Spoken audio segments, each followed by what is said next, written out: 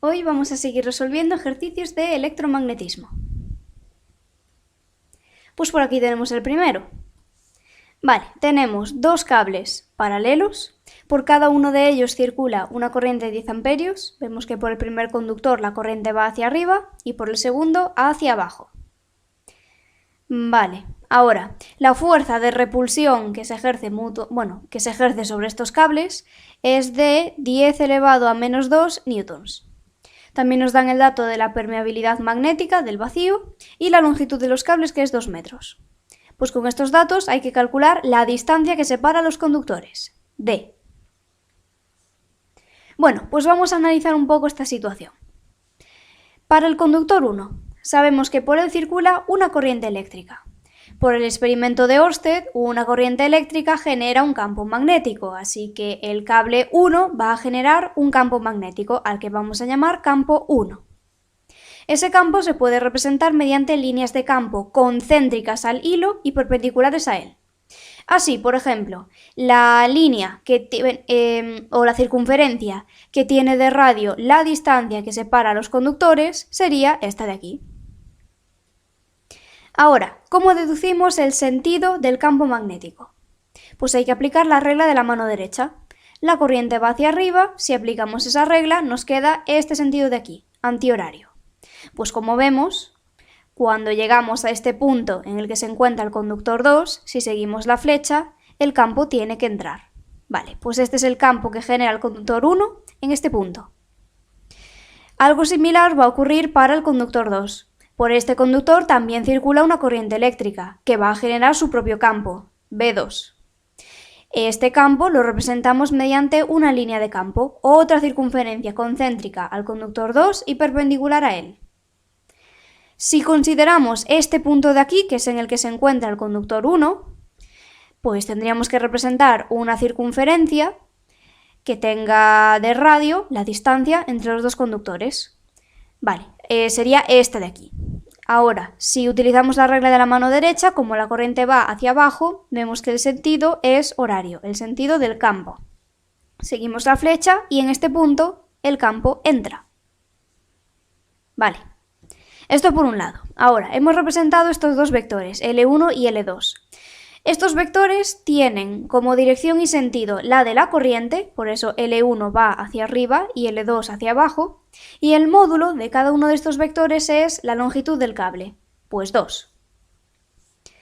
Y ahora, para poder representar el vector fuerza, que va a experimentar cada uno de los cables, aplicamos la regla de la mano derecha, utilizando esta fórmula de aquí, la ley de Laplace. La ley de Laplace nos permite averiguar la fuerza que experimenta un conductor sometido a un campo magnético. Esta fuerza va a ser la corriente por L por B. Para el conductor 1 estamos hallando la fuerza que ejerce el conductor 2 sobre el 1 y esto va a ser igual a la intensidad de corriente 1 por el vector L para el conductor 1 por el campo que experimenta este conductor, que es el que genera el 2, por eso ponemos B2. Bueno, pues aplicando la regla de la mano derecha nos queda que la fuerza va así, hacia la izquierda. Si hacemos lo mismo para el conductor 2, la fuerza va hacia la derecha. Así queda claro que las fuerzas son de repulsión. Bueno, pues ahora tenemos que llegar a la fórmula que nos permite calcular estas fuerzas, porque esa fórmula ya involucra la distancia entre los cables, que es lo que nos interesa calcular. Y el punto de partida es precisamente este. Con la ley de Laplace llegamos a esta conclusión. Y vamos a trabajar únicamente con módulos, así que vamos a escribir la expresión escalar, digamos. El módulo de la fuerza que ejerce el conductor 2 sobre el 1 es igual a la corriente 1 por...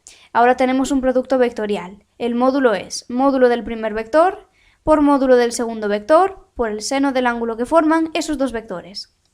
Si nos vamos a la figura, el vector L1 y el campo magnético 2 forman un ángulo de 90 grados. Seno de 90, 1. Vale, ya nos vamos acercando.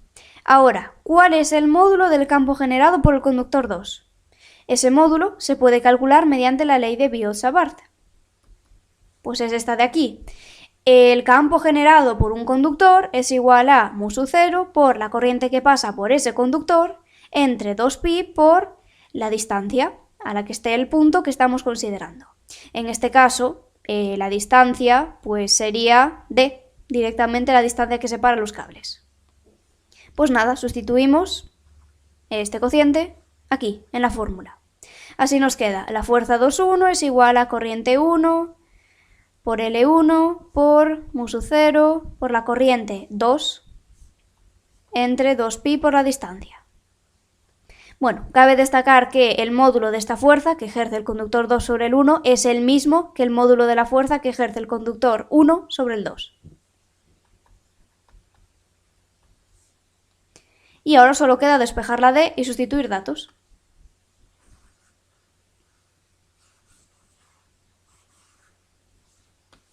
Bueno, pues D es igual a corriente 1 por L1 por la permeabilidad por corriente 2 entre 2pi por la fuerza.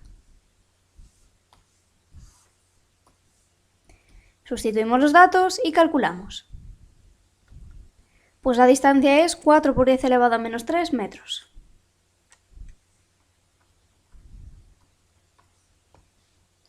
Y aquí lo vemos en la solución.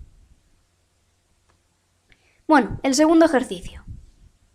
Aquí combinamos un campo eléctrico y uno magnético, en fases distintas del movimiento. Entonces tenemos un protón, con esta masa y esta carga, que parte del reposo. Este protón está sumergido en un campo eléctrico constante. Bueno, más que constante, uniforme. Aquí lo vemos. La diferencia de potencial que separa estas dos placas es de 1,5 por 10 elevado a 4 voltios. Pues eso, esta diferencia de potencial es la que acelera el protón, de tal forma que parte del punto A y va a llegar al punto B con una determinada velocidad v. Pues con esta velocidad va a entrar en un campo magnético, que es perpendicular a la velocidad. En concreto tiene esta dirección y sentido, perpendicular a la pantalla y sentido hacia afuera. Como la velocidad es perpendicular al campo magnético, sabemos por teoría que el protón va a describir un movimiento circular uniforme. Y mediante la regla de la mano derecha vamos a obtener la dirección y sentido de este vector fuerza magnética. Bueno, si lo hacemos nos da que el vector es este, apunta hacia abajo. Y esto sube.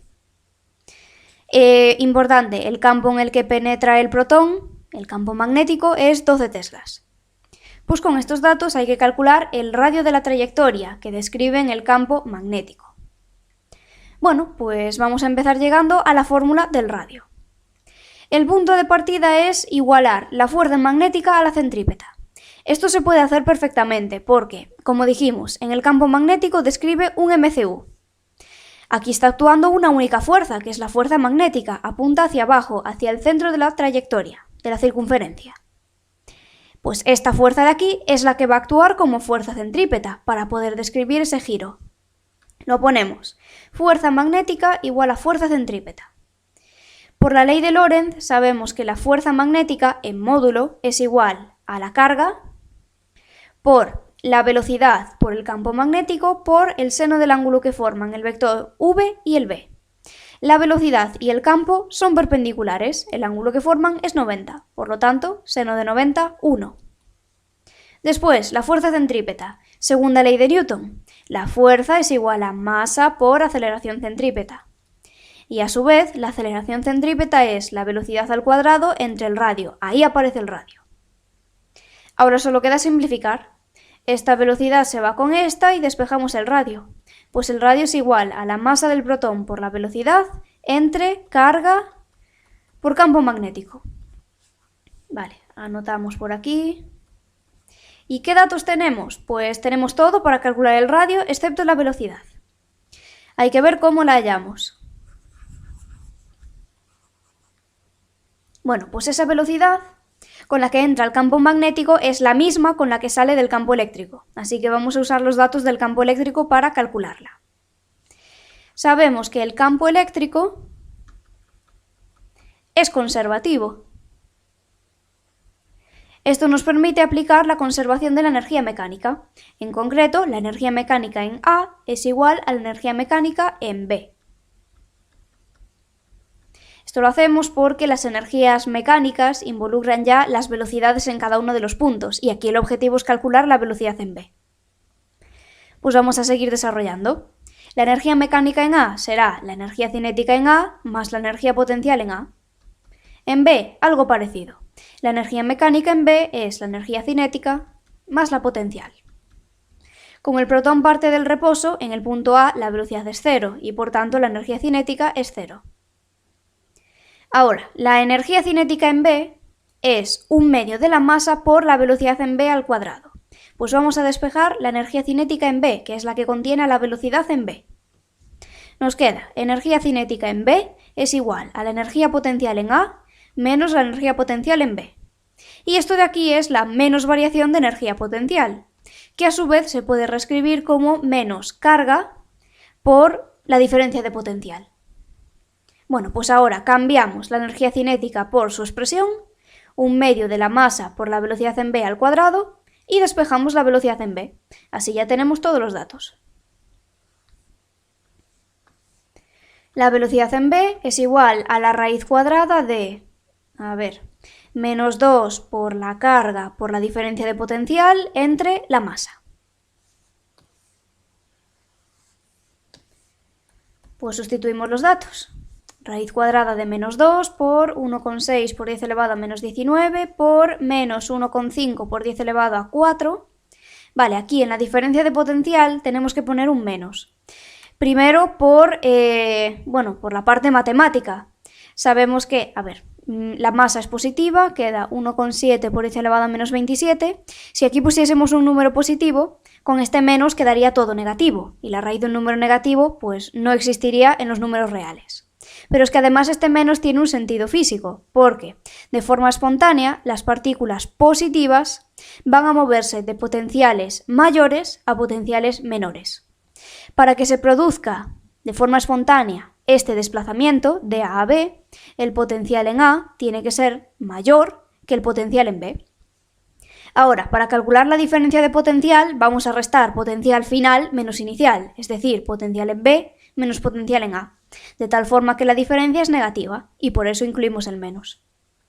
Pues esto da 1,68 por 10 elevado a 6 metros por segundo.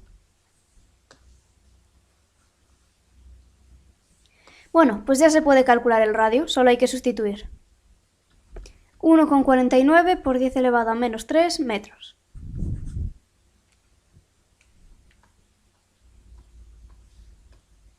Y aquí lo vemos en la solución.